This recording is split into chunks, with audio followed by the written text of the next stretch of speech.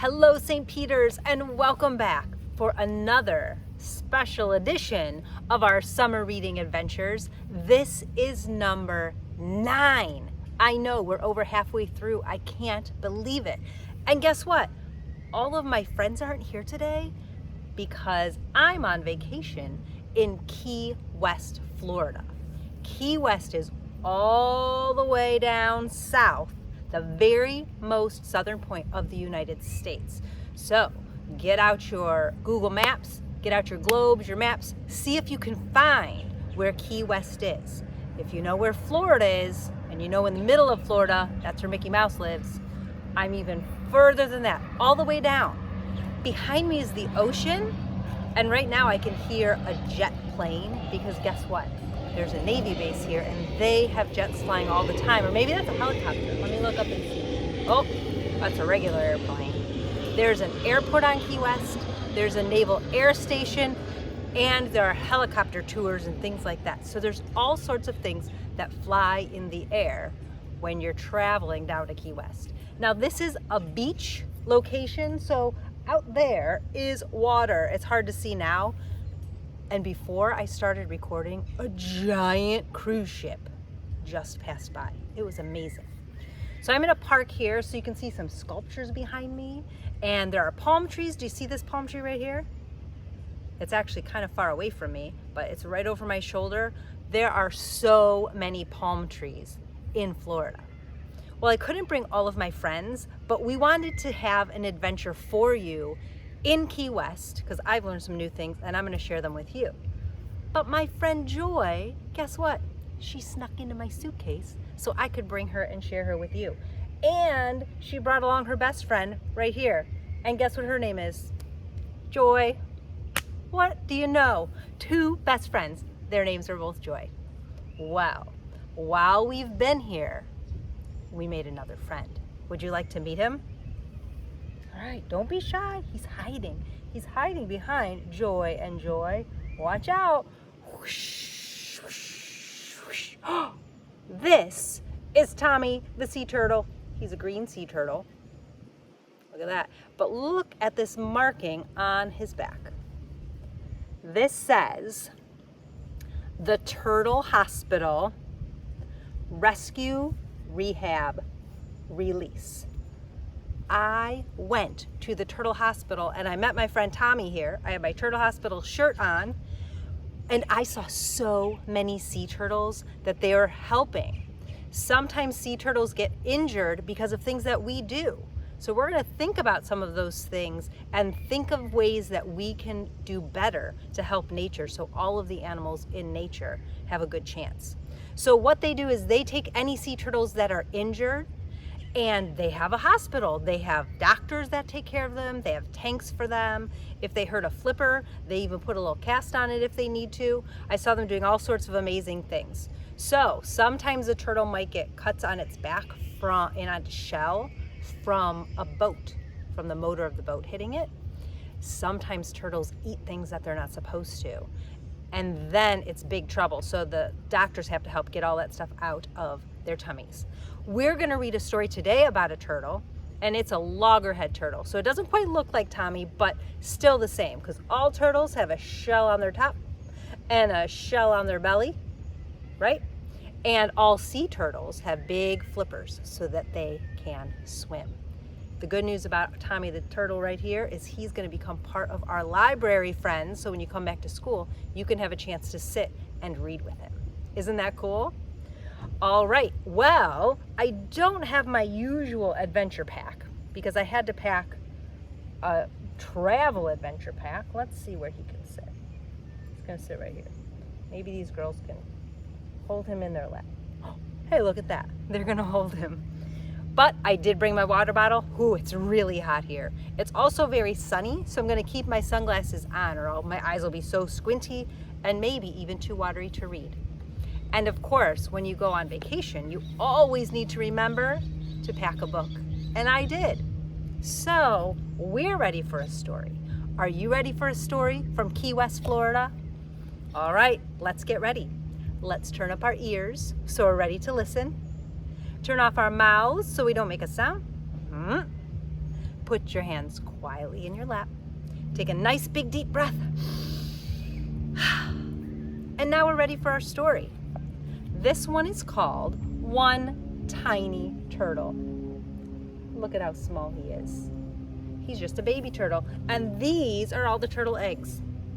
Our author is Nicola Davies, and it's illustrated by Jane Chapman. Let's see what happens with this little tiny turtle friend. Now, the beginning of this book actually has a few facts about turtles that I thought you might be interested to hear and learn all about. So it says, sea turtles are related to tortoises. Those are the ones that you see on land, and terrapins. They are all reptiles. Sea turtles are great wanderers, traveling thousands of miles each year, often far from land, way out in that ocean, way out there. This makes them difficult to study. So scientists are only just beginning to find out about their mysterious lives. There are 7 species of sea turtles. This book is about the loggerhead turtle. There she is. Loggerheads live in seas all over the world. And at this animal hospital, I saw a lot of those different species of sea turtles. So this tiny turtle is called a loggerhead. Can you say that? Loggerhead, good.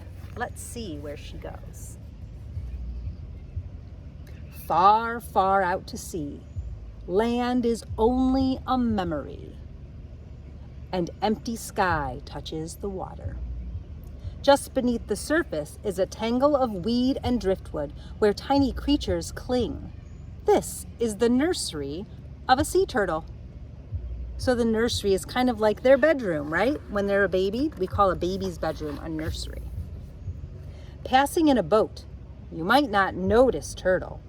Not much bigger than a bottle top, so she's only about this big, right? She hides in the green shadows. She's a baby, so her shell is soft as old leather. Just a little fish bite could rip it open. But the turtle is safe in her world of weed and snaps her beak on tiny crabs and shrimps. That's what they like to eat. And then they give us a little fact about the sea turtles.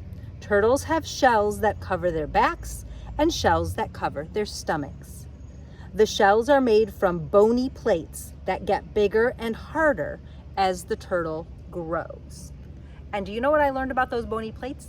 Sometimes they shed them. Like a snake sheds its skin, a turtle can shed those bony plates and grow new ones. Pretty cool, isn't it? Look at this cute little turtle. So the turtle swims around, flapping her long front flippers like wings. She's flying underwater. She pokes her pinprick nostrils through the silver surface to take a quick breath. So fast. Blink and you'd miss it. So they only come up to get their little sniff of air, and she didn't put her whole body up there, just her nose, and then she goes back down. Then she's gone, diving down into her secret life again. Here's another turtle fact. Fish breathe underwater, but turtles are reptiles and need to come up to the surface for air. They do this every 4 to 5 minutes when they are active. When they are asleep, they can stay underwater for hours.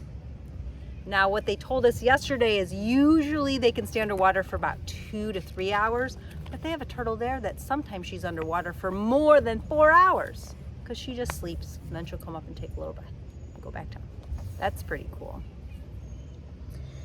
For 3 or 4 years, maybe more, the turtle rides out the storms and floats through the hot calms.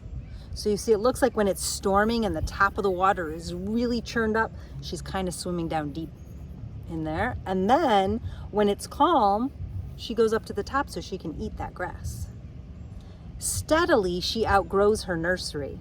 Nobody sees her leave, but when you look for her, she has vanished all the same. Look at that, now she's bigger and ready to go out on her own. Look at her now, she's all grown up. A year or two later, she turns up close to land. bigger than a dinner plate now. She's not a fish snack anymore. Her shell is hard as armor.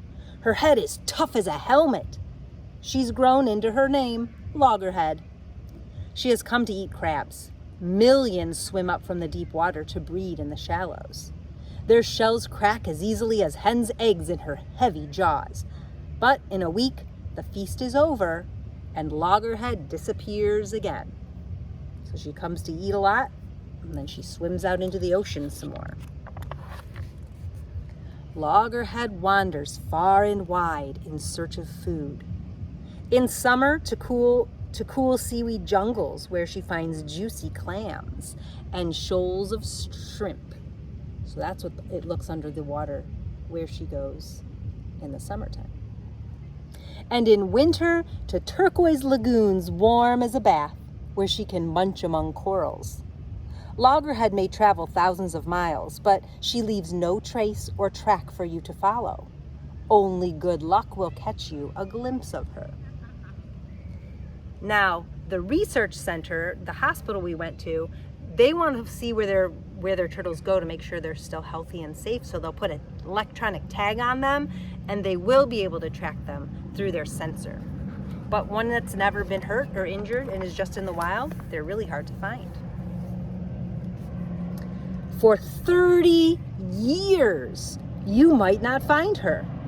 Then one summer night, she arrives on the beach where she was born. She's found her way here, sensing north and south like a compass needle, feeling the current and the warmth of the waves. She remembers the taste of the water here and the sound of the surf. So, where she was born, she comes to the same beach she found it. Does anyone give her directions? No. Does she have GPS? No. Does she have Google Maps? No. It's called instinct. She just knows where to go. That's pretty cool. We have another turtle fact over here. It says, male turtles wait just off the nesting beaches. They mate with the females, and then the females come ashore to lay their eggs. So that's what she's coming to do. Wait till you see the next page. Look at that. Loggerhead has grown in her wandering years. She's big as a barrel now. Floating in the sea, she weighs nothing. But on land, she's heavier than a man. So every flipper step is a struggle, and her eyes stream with salty tears, which help keep them free of sand. So you see there's a tear coming out of her eye. She's not crying and she's not sad. That's just, we're gonna wait a second. Another plane is going over. What is that? Whoa. Do you know what I just saw? A seaplane. That means the plane doesn't have wheels to land. It has two, I don't know what they're called, skis, and they ski and land on the water. That was cool. I didn't know if you could hear me, so I stopped for a minute. So she looks like she's crying with the tear in her eye, but she's actually not crying. Her eyes are watering like that so the sand doesn't get in them, because she doesn't have the same kind of eyes that we do that are, with the eyelashes, that our eyelashes can get our sand out. She doesn't have any eyelashes. It says, coming ashore is very risky for sea turtles. They can easily overheat and die. So they only nest at night or in cool weather. Then they get back to the sea as soon as possible. Loggerhead makes her nest where the sea won't reach. So she goes way up on the beach where the water doesn't touch, scooping carefully with her hind flippers. So you see she's digging out a hole using her back. The hind flippers mean the ones that are on the back of her back legs. She makes a steep, deep hole. Inside, she lays her eggs right in that hole, like 100 squidgy ping pong balls. Squidgy means they're wet and soft. You can squish them. Afterward, she covers them with sand to hide her nest from hungry mouths. So she takes her flippers, she covers it back up. And then Loggerhead is gone back to her secret life. So you can see the trail she makes as she scooches her way back to the water and the ocean. Left behind and under the sand, her eggs stay deep and safe. Baby turtles grow inside. And here's our fact on this page. Females stay close to their nesting beach for several months. In that time, they usually make at least 4 nests and sometimes as many as 10. So they come up there and dig those nests 4 to 10 times to lay more eggs. And before the summer's over, they wriggle from their shells. Turtle eggs, whoops, sorry, my pages are getting blown by the wind. Turtle eggs in warm sand can be ready to hatch in 6 weeks. If the sand is cool, they can take 3 weeks longer. So that means 9 weeks. But look at them coming out of their eggs. Aren't they so cute? I think that's so cute. Oh no, this is a dangerous page. So now the babies have hatched, the sea turtles have hatched. What do they have to do now? Yes, they have to crawl like their mamas did and get to that water. But they're so tiny, and remember their shells are so soft, they have a lot of predators that want to eat them. So they're in danger as soon as they hatch. Above them on the beach, 100 eyes watch on the lookout for a meal. So the hatchlings wait until night. Then they burst through the sand and skitter toward the sea. So can you see all those tiny little turtles are trying to go, and look, uh-oh, that one got eaten by a crab, and so did that one. You know what's kind of funny is some of these little turtles will get eaten by crabs, but then if they make it and they get bigger, then they eat the crabs. It's kind of interesting, I think. So here's our fact right here. The horizon, where the sea meets the sky, tells baby turtles which way to turn to get to the water. But streetlights and buildings next to the beach can confuse them and make them go the wrong way. That is a problem. So you know what? There are people that volunteer and watch those nests, and when those sea turtles come out, they shine a light to get them to go right into the water. Isn't that a cool job to do? I think that would be a fun thing to try. So, oh no, in the dark, the claws and beaks and grabbing paws miss only this one young turtle. She's the only one who made it. One day she'll remember this beach and come back. But now she dives under the waves and swims out into the arms of the ocean. Far, far out to sea, land becomes a memory, waiting to wake in the head of the little turtle. There she goes, swimming in the ocean. And there's another cool picture on the back. Look at this guy coming out. I thought that was pretty neat. The front picture goes all the way to the back. What do you think? Did you learn something new about turtles that maybe you didn't know before? I sure didn't. I learned a lot at the Turtle Hospital, and I hope I shared some of those facts with you today. Do you know it was also a really neat thing I saw? I was at dinner the other night, and I looked over on the beach, and they had a part of it roped off with like a pink ribbon around it that no one could walk in there. And do you know why? There was a sea turtle nest right on the beach by a hotel. And there was a girl there, and she was raking and raking. She was raking all the seaweed that comes up on the beach and making everything smooth right from where the nest is all the way down to the water. And she did that just in case those sea turtles hatched that morning, so that they would know where to go and they could follow that path and have an easier time getting through to the ocean. So she may have been a really good nature helper that day. I still have to go back and see if those turtles have hatched or not. I'll let you know. I thought, since I was learning so much, I would share some of that with you. What do you think? I liked it too. Well, guess what? Since we are on vacation and I'm in the middle of the park, did you see that? A biker just went right behind me. That was kind of cool. Since we're in the middle of the park, we can't really do a craft activity, but my friend Tommy the turtle and our loggerhead gave me a great idea. You could do something good for nature, and it doesn't have to be for sea turtles.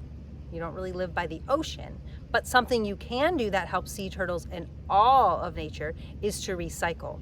because when the plastic gets in the water and they eat some of those little bits and it really hurts their bellies. That makes them sick. So you could recycle at your house. You could walk around your yard or your neighborhood and make sure there's no extra garbage and scraps. But before you do that, before you go outside and pick up garbage, you need an adult with you, and you should probably wear some gloves because it's very dirty and it has germs, right? But you gather it all up with your gloves on, put it in a garbage bag, throw it in the garbage can, and then wash your hands. What a great way to help all of nature, because it will make our neighborhoods look better, and it'll make sure none of the animals end up eating it. You don't even want raccoons and things to start eating that stuff. That will really hurt them. Let me look up and see what this one is. I'll tell you in a minute. It's behind the palm tree. Oh, it's an airplane. Just an airplane. Another biker. I think it's getting busy at this park. It's probably time to wrap it up. So, your challenge for this week is to try to be good to nature. Maybe you could help weed the garden, or if you have flowers in your yard, pull the weeds around them. But remember, ask an adult first, because you don't want to end up pulling out plants that are good, because then your helping is not helping, right? So see if someone needs help in their yard. You could help with yard work, raking things up. Always taking out the garbage and picking up scraps is a great way to help nature. Maybe you have other ideas. So that's our activity for today. The next part, what do we usually do? Right, we fill out our adventure log. Well, wouldn't you know, Tommy, we forgot. Joy, we forgot our adventure log. We left it at home, but you have yours. So here's what you're gonna do. Right now, take out your adventure log and open it up. And at the bottom of the picture, you are going to see a snake on the ground, and he's pretty long on the page. I want you to make that a rainbow snake. Color that snake in all sorts of rainbow colors, and that's what I'm gonna do with mine when I get back from vacation. So then we can share, I'll show it to you at our next adventure, number 10, okay? So make sure you color the snake rainbow colors. That's filling that out. And finally, our last thing is to spread our joy. Wow. Joy has a great idea. She decided to spread your joy, you should try to be a really good friend. That's why she brought her friend Joy on vacation with her. Being a good friend is letting someone else have the first turn, maybe sharing a treat that you got, maybe calling someone up and ask if they want to come and play. So see what you can do to be a good friend. That is a great way to spread some joy in the summertime heat. All right, boys and girls, that's all we have for today. I hope you enjoyed meeting our new friend Joy and our fabulous Tommy the sea turtle, who is coming to the library. And don't forget to do something good for nature. And lastly, be a good friend. Do something nice for your friends. All right, that's all I have for you from Key West, Florida. Our next adventure, we will be back at home, and who knows what kind of crazy adventure we'll have then, but I'm sure it will be fun. Until then, boys and girls, don't forget to be a good friend, and as always, keep spreading your joy.